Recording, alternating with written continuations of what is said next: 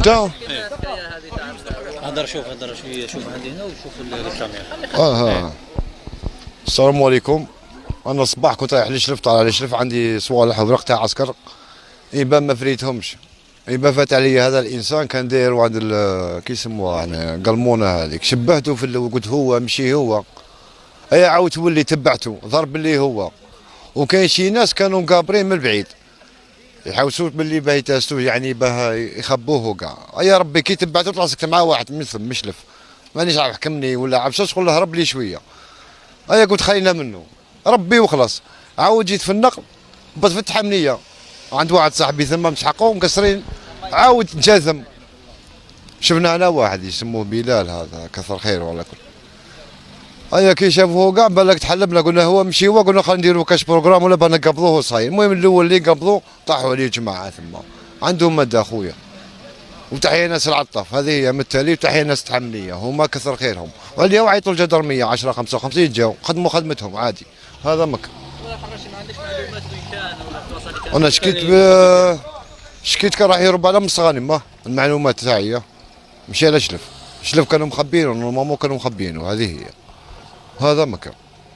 وين كان يعني كان موقف فيش الحمليه البلاصه هذه؟ كان لقيته في الرايه هكذا؟ كان متورية بارك الله فيك. ايوا هم بغاو يهرب، بغاو يهربوه، مو بغاو يهربوه. وكان مامو كان معه واحد راح ما قبضوهش، قبضوا غير هذا السيد بك. المهم هما بازاو على الصح، هرب لهم، كان معه واحد هرب لهم. وهي نورمالمون طرومبيل بويا هذه هي، وزيرو دو نورمالمون هذه هي. سمعنا مقوله انه كان في دار مهجوره.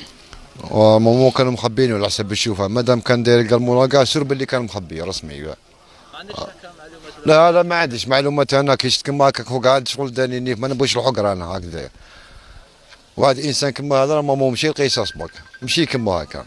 واحد ما يحقاش الراجل، واللي يحقى الراجل يموت ذليل. هذه هي.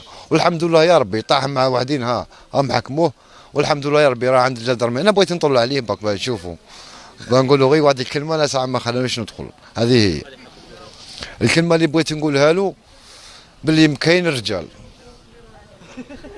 ومازال كاين رجال. وتحيه ناس العطاف، وتحيه ناس التحمليه ثاني من الثاني، وتحيه قناه تاع زيرتو. حراشي واش هو شعورك كي شفتوا الضربه الاولى الدقيقه الاولى؟